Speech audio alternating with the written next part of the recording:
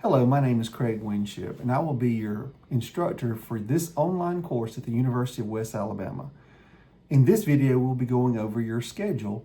We'll look at the entire schedule throughout the course of the term, and we'll also focus in on Learning Module 1 so we can all get started in the right direction.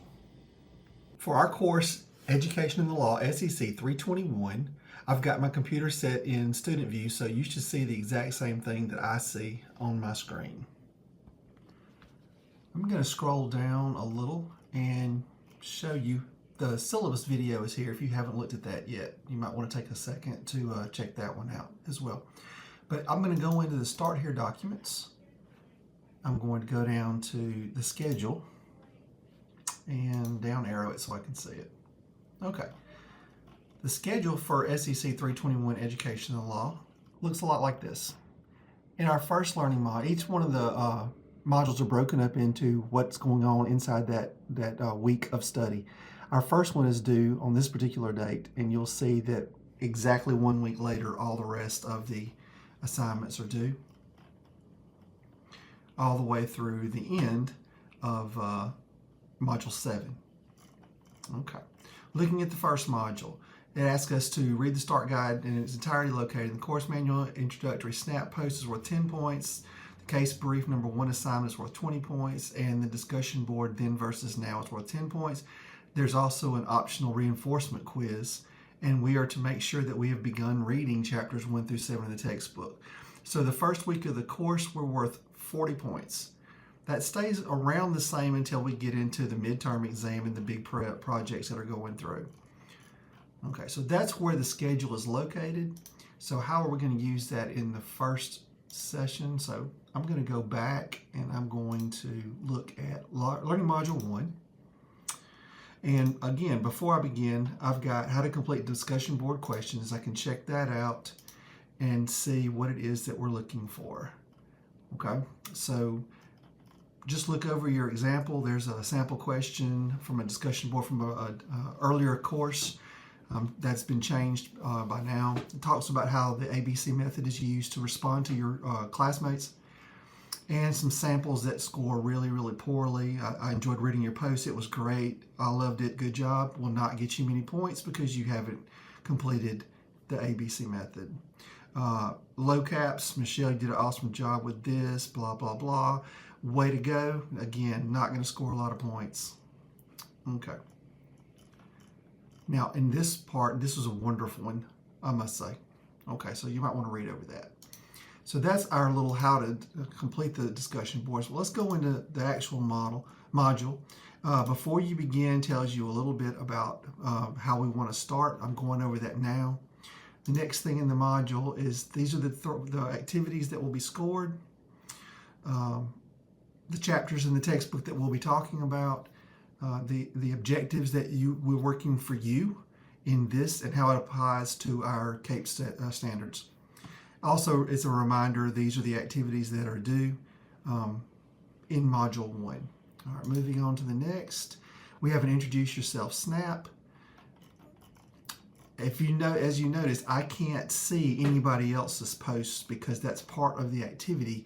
I can't go in and do my own. So to start with, I'm going to look at the grading rubric and see how will I score the most points.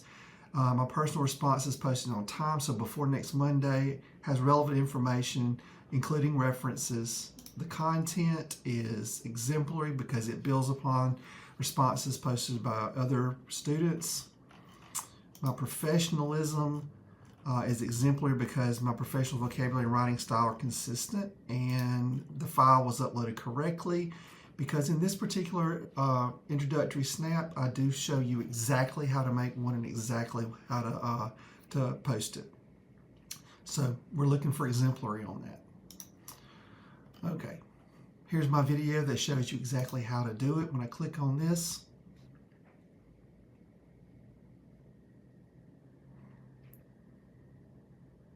okay, so we can look at that video and it walks you through exactly how to get on Canva, which teachers get to use for free, and make your snap. Okay, once we're finished with that, we make our own. We're going to post it right here. And once I post it, I'll be able to see everybody else's activity, and I can comment on theirs as well. So make sure that you post 3 things about yourself inside the type of post and attach your video. Again, when I go to type my post, I need to attach the video that I made from Canva and then answer my 3 things, and then I'll hit submit. Okay. Moving on to the next one, you see that you've got your PowerPoints for Chapter 1, then your PowerPoints for Chapter 2 is in a moment. Discussion board instructions and guides, we've kind of talked about that already, but you can look through here and make sure that you understand what's going on. Chapter 2, again, there's our information. Please do not use this as a study guide, because the questions on the test, the quizzes, and on the midterm, or rather the midterm exam and the final, all come from your textbook. So let's make sure that you're using that and not just using these PowerPoints. All the information may not be on there, and some of it might be vague in here. That would take you back to the textbook. Okay, case brief number 1, when I view my instructions, it's going to show me how to build a case brief. This is a very short video, 4 minutes.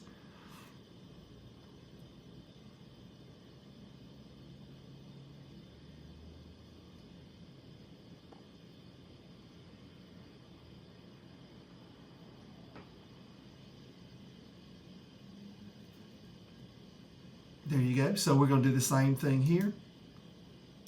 Let me stop that. Okay. So our template is right here. You're going to download this template into Word. Click here. It'll download into Word. And then you're going to pick the one that you want to use and delete the others. And then answer your questions. Essential facts of the case. Tell me about the case. Tell me what's going on in the case. How does it relate? What was the decision of the court? What was the previous decision that led it to the Supreme Court? What's the significance of the field of education? How does it matter? And what other reference beside the attached information did you use? When I'm finished with that, I can check the rubric and make sure that I did what it takes to make an excellent score. And in all my assignments, I have a rubric, so you should be able to figure out your own score before you even post it, as long as you're checking yourself. Okay, then I'm going to take, oh, there's my extra information, by the way, in case you picked Mills. There's a good PDF on Mills versus Board of Education, although you can find other things. You can find YouTube videos that will help get you through what happened in the case. Once you're finished, we're going to go in and we're going to click the paper clip and drop in our copy of this paper. You do not need to write a term paper on this. Use the templates. If I provide a template, I'm expecting you to use the template. All right, once we post that, we don't have to comment on anybody else's. And that gets us to the end of learning module number 1, except now I've got to come back out and do the discussion board. I've got before federal special ed, I gave you a scenario. After, I gave you a scenario, and then I asked you 3 questions. So make sure that you're responding completely to the three questions, and then posting it, and then you'll be able to see other students and comment on theirs. The AI disclaimer is on all the activities. Make sure that you are not dropping everything into ChatGPT and copy and pasting the answer. I don't care what the computer knows. I want to know what you have found out. How does it relate to you in your classes? So make sure that I understand that the use of ChatGPT on a limited basis is fantastic, but make sure that you are using it responsibly. No copy and paste. All right, that gets me through with the activities. Now I have an optional reinforcement quiz. When I click on that, it's going to open up a 5-question quiz based on our readings and based on the assignments that have happened that we've gone through in the learning module. You'll get 1 chance to answer the question, and each one you get will be worth 1 bonus point going forward. Okay. SPED Log course map gives you where it starts in module 1, 2, and 3, and how it is going to build all the way through to the end of the course when you conduct your IEP meeting. All right, so that's the schedule. That's how we'll use it. So when we get to Learning Module 2, it'll pop up the same thing, and we'll be able to go through Learning Module 2, Learning Module 3, and so forth. One other thing I want to tell you about is in your announcements, I send this out every Tuesday. And today I sent it out on a Monday. This is a reminder of the activities that are coming up in this learning module and when they are due. I go over what's expected in each of the activities. I even talked about the optional reinforcement quiz. I'll remind you not to copy and paste from any AI sources. I'll give you some other different types of reminders there as well. Your free premium Grammarly.com account, remember, make sure that when you sign into that, you're signing in with your exact UWA username and password. That way you'll get the premium features. If you create your own account and tell them you're at UWA, it won't be there. So make sure you use what you already have. And then a reminder that after this one is over, the next one will be due the week